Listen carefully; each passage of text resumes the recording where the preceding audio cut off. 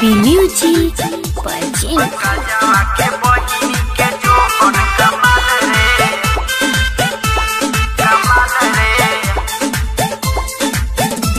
पंकजवा के बहिनी के जो बन कमाल रे,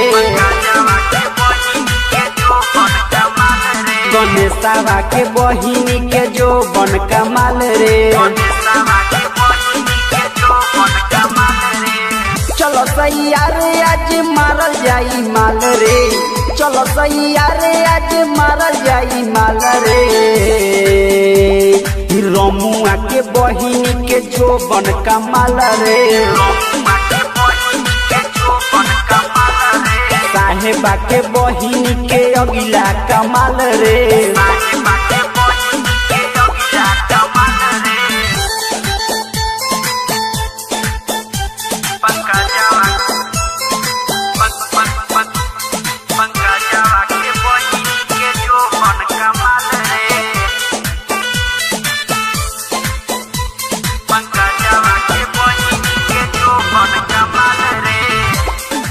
बारिश काचे नुकोली लौना माजा हो धीरे नुमोली, कमर कमानी कनैन का जरारी लौना माजा हो सुन पारा पारी।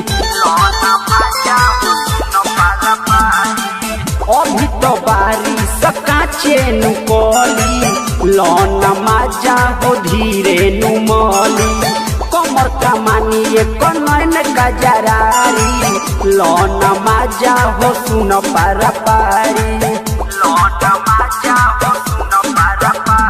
पंकजवा के बहिनी के जो बन कमाल रे,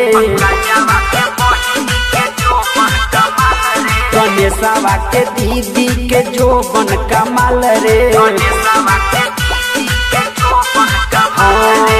चलो सैया रे आज मारल जाई माल रे, चलो सैया रे आज मारल जाई माल रे।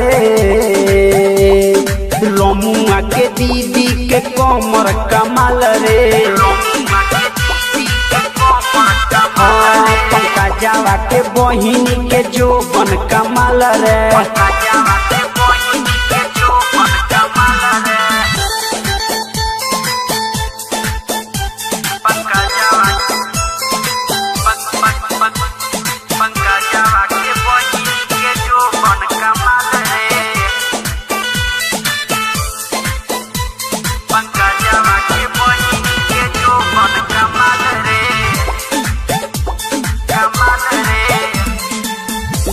जवार में कनी के बड़ी नाम रे, देव जे नमरी उठाई दे टांग रे।